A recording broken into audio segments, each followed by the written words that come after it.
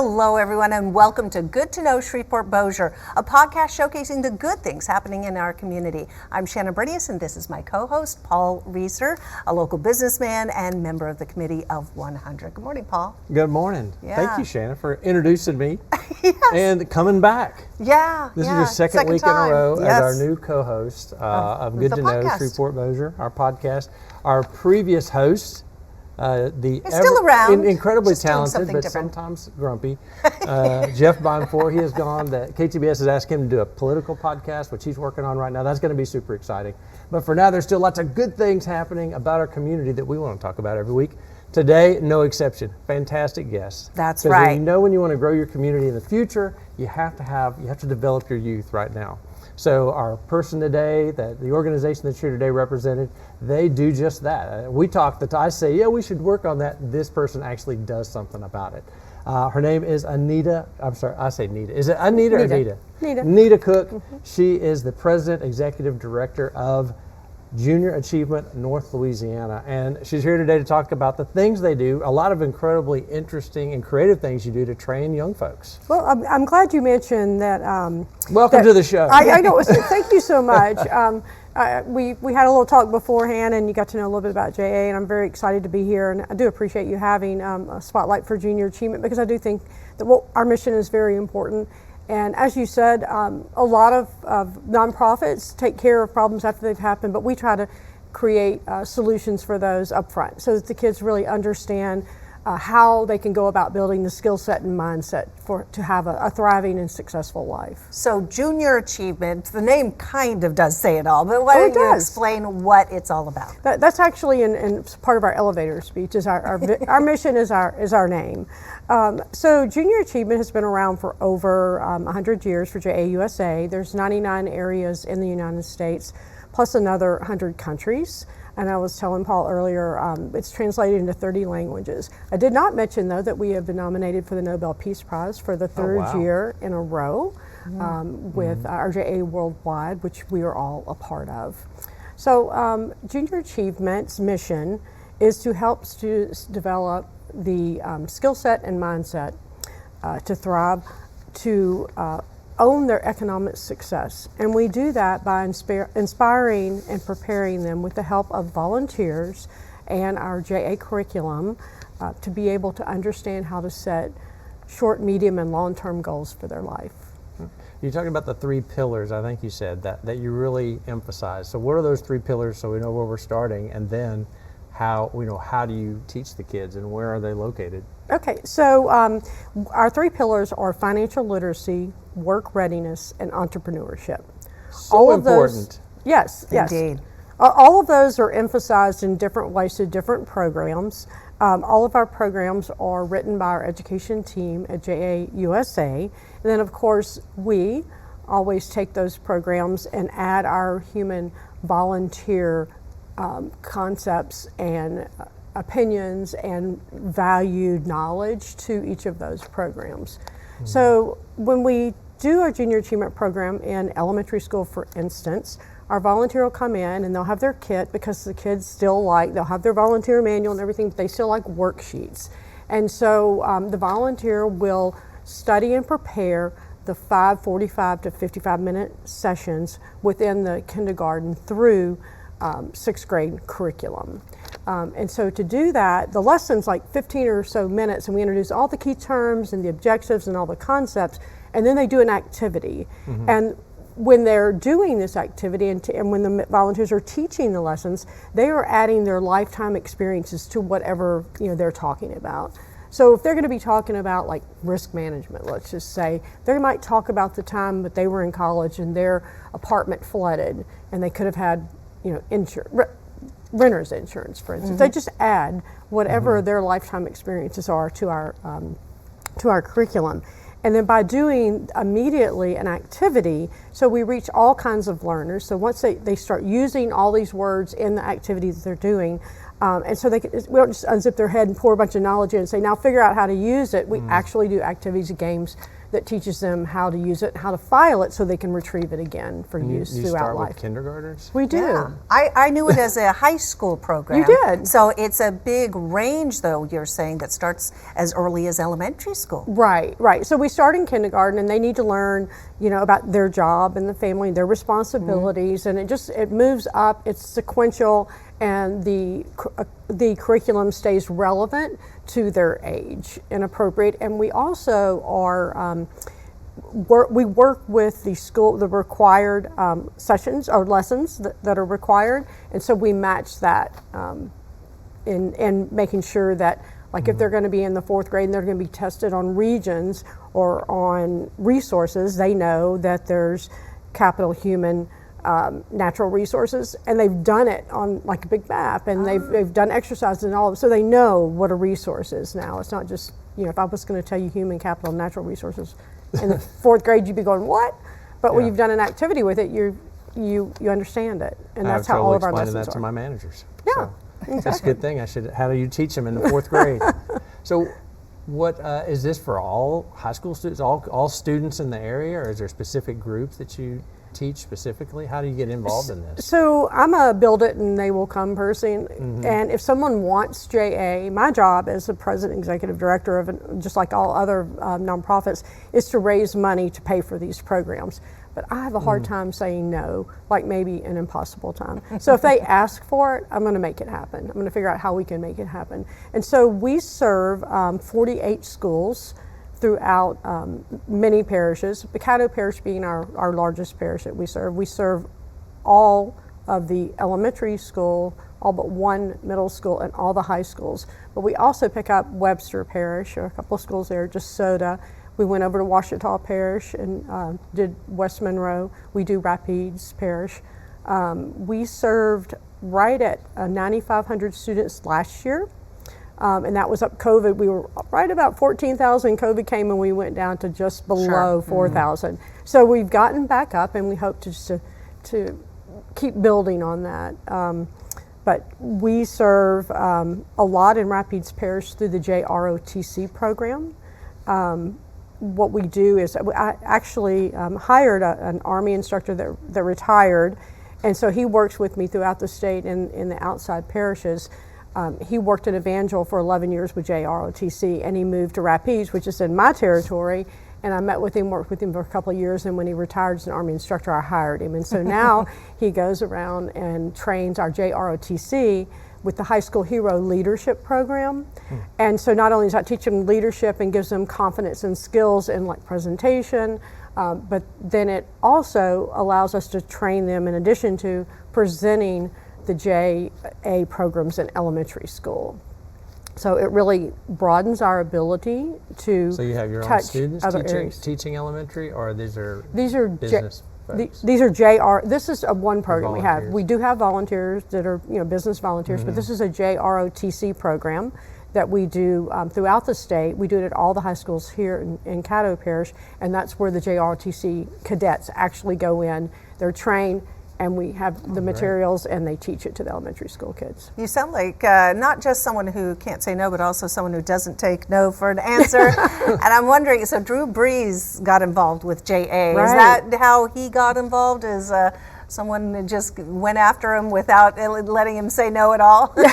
So Drew Breeze and his wife had a foundation, the Breeze Trust Your Crazy, the Breeze Dream Foundation. And so the Trust Your Crazy Idea, I think, is a program that he picked up when he was in New Orleans. And so we work really together as a state, New Orleans, and greater New Orleans, greater Baton Rouge, and the Acadianas and Lafayette particularly. So we work as a state, and so I was talking to their president. There was a new president we were visiting, and they were doing this pitch competition. And I said, well, I'd like to do that, and instead of reinventing the wheel, why don't I do mine here? But we did it for a couple of years before we started doing it with Drew. I said, and then we'll have a state competition. So we'll each send a team, and we'll have the state competition. The students that participate in that locally, which is March 5th, if you want to come. Oh. Pitch a business, like yeah, elevator pitch, not pitching a baseball. No. Oh, I'm sorry. So, Well, Drew Brees, he's kind of athletic, but he's also very entrepreneurial. Right. In the fall, they take JAB Entrepreneurial in the classroom. And so they do that with a teacher and volunteers and videos. So they take that and then they submit a lean canvas. And lean canvas is a business plan. It's just a one-pager. They submit that. Once they do that, if they've made an effort, I don't care if their idea is great. What I want to do is see if they've making the effort to understand the components of entrepreneurship. There's a problem.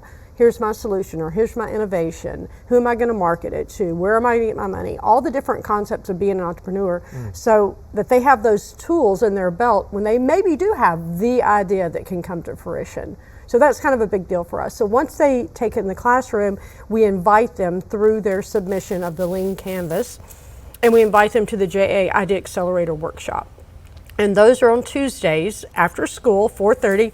They love adults. They come and they are like this and they're so nervous and they're not saying anything. By the end of this, they have got such confidence. They stand up in front of the whole group and make their pitch. So the volunteers come with them each week and work with them on each component of their pitch deck, which comes from all the different components of the lean canvas. And they make their pitch, and the winner locally gets $5,000 in continuing education funds. Wow. And the second and third place get $2,500. And so it can be going to a college, it can be going to we've had someone go to a real estate school.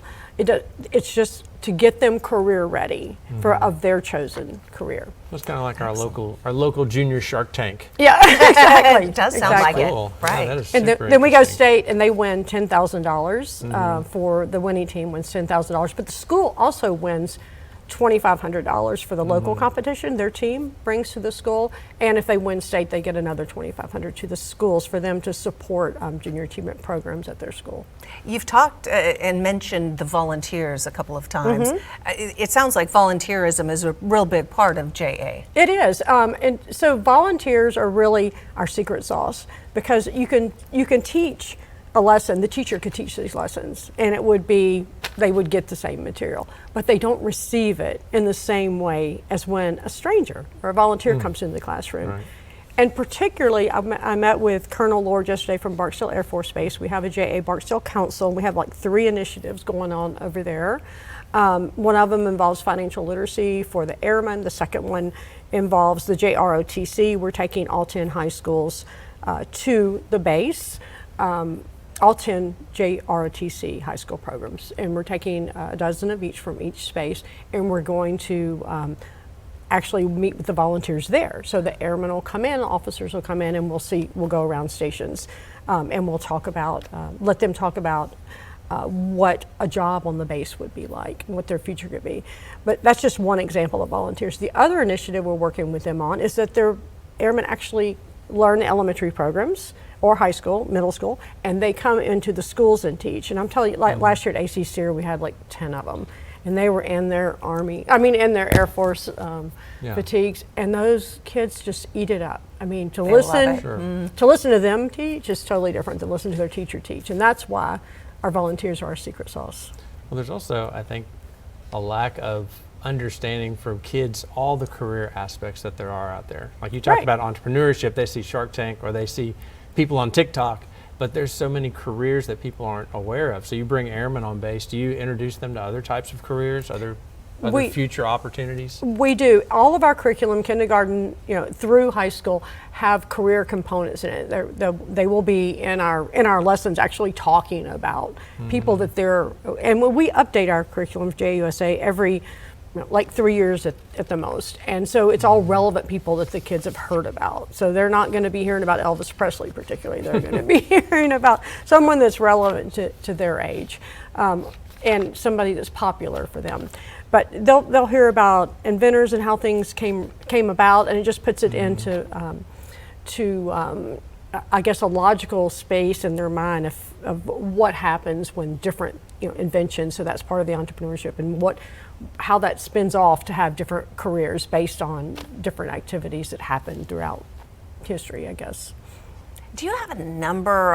Can you quantify how many students you think JA has helped to go on and achieve their goals? So if I had to add up, last year we did 9,500 students. We're over 4 million with JA USA, and we're probably over 10 million with JA worldwide. So we're the largest nonprofit organization that works with students in the areas of financial literacy, work readiness, and entrepreneurship to help prepare them for life. And they say that America's entrepreneurship or lack thereof is really what's going to determine our future. Mm-hmm. Well, you're exactly right about the entrepreneurs. In a city like Shreveport, we have a very robust entrepreneurship organization, or businesses plus the organizations that support them with the BRF and the EAP. They also work with us in being volunteering for our JA Idea Accelerator workshop. And Julie Gilley, Milam, and William Anderson, for instance, are volunteering this year for one of those after school workshops. It's 8 sessions, actually. They're volunteering for all 8. That's what they adopt a team and they help them develop their plan. So volunteers, we have volunteers, 509 volunteers last year. So it's throughout the community, all walks of life. A lot of banks volunteer for junior achievement as well because they're very interested in their financial literacy. Sure. It can make or break someone as they are getting older if they don't have that financial literacy background.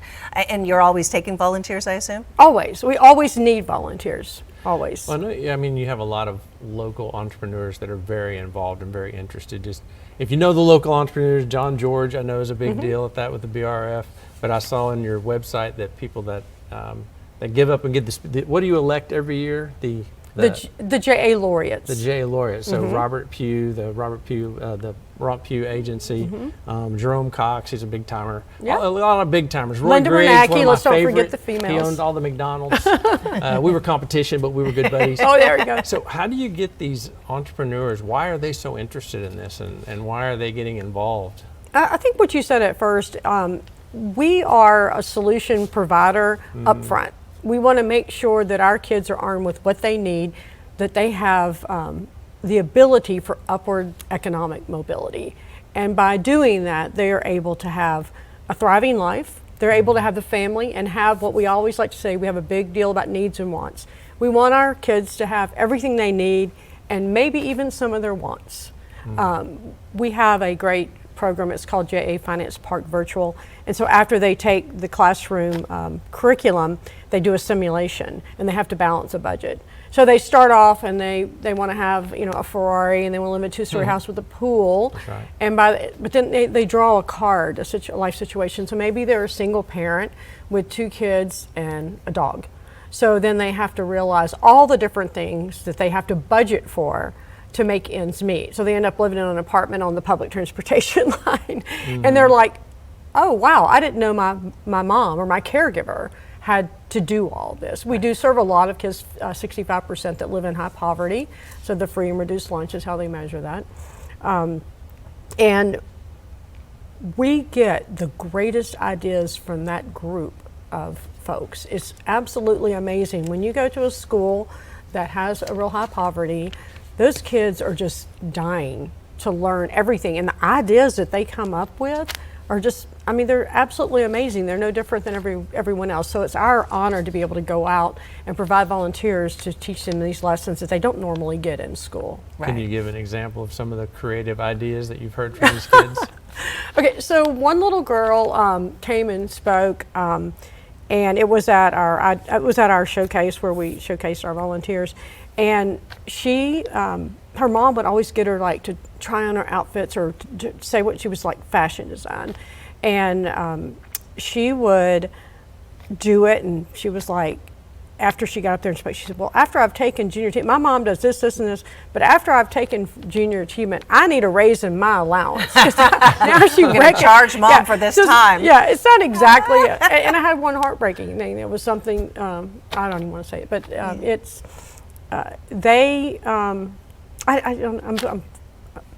I'm pressed to come up with something that they, an individual thought of what they came up with. But certainly, I think everyone can recognize that if you are raised perhaps in an environment where financial literacy is not emphasized or not even spoken of, perhaps. Yeah. That's all of our kids. True. That's most environments. Yeah. Really, true. there's 71% of Americans couldn't come up with $1,000 on short notice. Yeah. Which is terrifying because the average income is, 57,000. Right. So how do you begin to make an impact with kids? Because it is so important. Your financial future makes everything on how you're going to live. But yet they'll come out of college or just even come out of high school with credit card debt before they even know what they're doing. Do you speak to credit card debt, and how do you begin to train them?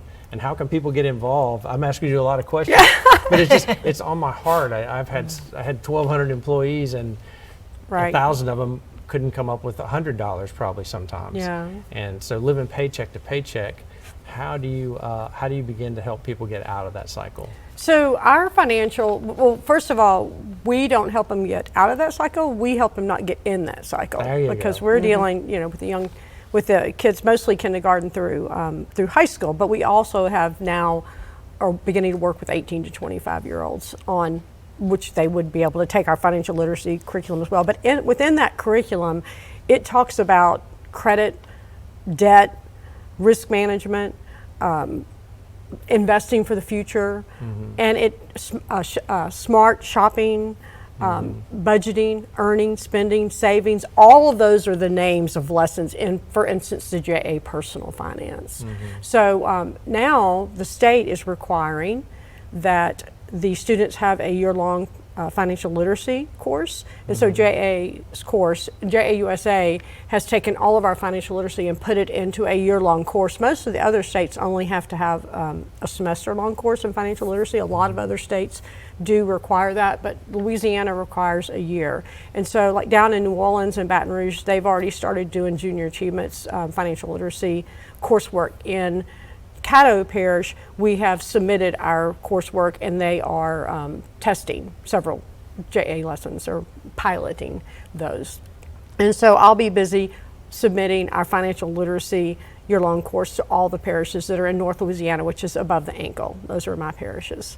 So you're going to put it actually in the curriculum of the schools? It is the your actual programs. curriculum, yes. So teachers will be teaching it? Yes, it's teacher-led, but we ask that they have at least 3 volunteers a year come in and speak, which will not be hard to get at all. It's because it's learning one lesson. When I'm asking you to come in and teach elementary school, you're having to commit. You're having to prepare the 5, 45-minute lessons. It doesn't, but then what we say is, but then when you come back and do it the next time, it'll be a lot easier. We just assume optimistic they're going to come back. So we're getting to our final minutes here. Okay. I do want to ask you, do you have any special events coming up that you want the public to know about? So we do. We have on February 20th, we have our JA Empower Student Mentor Lunch. We have been doing this since 2013.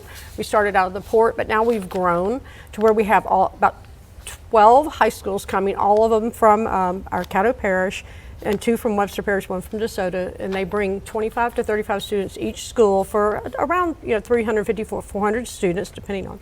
And we need 150 mentors for that, February 20th, and it is a 10:30 to 2 o'clock obligation, and it's called JA Empower, a work readiness initiative, and it's a student and mentor lunch. It's at the convention center. We'll have about 50 tables of 3 mentors per table and 6 students from 6 different high schools. So this also gets our high school kids across the community getting to know each other and learning about each other, and kind of think, oh, well, that guy's pretty nice, or I didn't know I didn't know that they had that at that school. Or they get familiar with each other because you're afraid of things you don't know about, and so we work towards getting them together. We also just finished in November. We had the JA Bold Summit for girls, and we had 6 schools with 6 different girls and 2 women mentors at LSUS, and that was about 300 of us.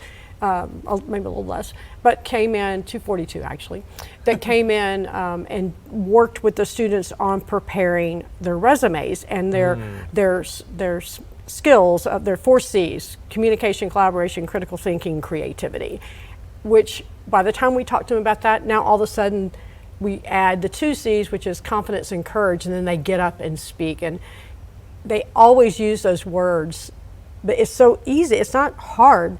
It's just, but once they've been given those words about how that describes themselves, they begin to describe themselves with using those words. Well, now using my critical thinking, I've got confidence and the courage to get up and talk. I never would have got nothing spoken. And the JA Empower that we were just talking about, we do the same thing. We teach them, though, our main thing, we teach them how to shake hands, how to introduce themselves. We do a skit on interview, like a real funny skit that's like obviously not right. Sunglasses here, how you sit in your chair, and we. Earlier, I was giving a bad example. I don't actually sit in my chair that way. Well, maybe you should do the skit. But anyway, and then we show them how to do it well, and then they work with their mentors at the table, and they go back and forth interviewing. So the mentor will show a good interview, and then they'll go back and forth and practice how to interview. And so that's very important because, I mean, interviewing is not hard if you kind of just know the ABCs of it, right? And a lot of these things that we do, they're just afraid of because they haven't been told about it. Sure. But it's not rocket science what we do. Well, speaking of confidence and courage, if a person's thinking, I'd like to help out, but gosh, I'm not at that level of leadership in my business, or I don't know how I don't know if I'm good enough. What would you tell a person? What do you need to know to be a mentor to come out? So you probably already know what you need to be a mentor, and what we train you is like how to some things about how to communicate with kids, and like if you're in a classroom, proximity, that you walk over to them. Kids are scary, man. Yeah, I know. And if they're getting loud and obnoxious, or you're real quiet, and all of a sudden they realize there's nobody talking at the front. So we teach them little cues like that, but we also give them the materials. So it's like, it says, your introduction, 5 minutes, here's the concepts you're going to introduce and the key terms, and they're all in a line. And you get down to your 15 to 20 minutes, you've done all your introduction work, and now you help them in an activity. And one thing in an activity, it promotes working as a group and camaraderie and collaboration, because they break out into groups to do a lot of our activities. Fantastic. And so where, the website that people can go to find out more information is where? It's janla.org. Okay. Yeah. janla.org. It's a good name. Yeah. Junior Achievement Louisiana, you got lots of videos out there too. We do. Yeah. And let me also tell you that we are taking a group of students out to the SWEPCO Lineman School. You might not know there's a new lineman school.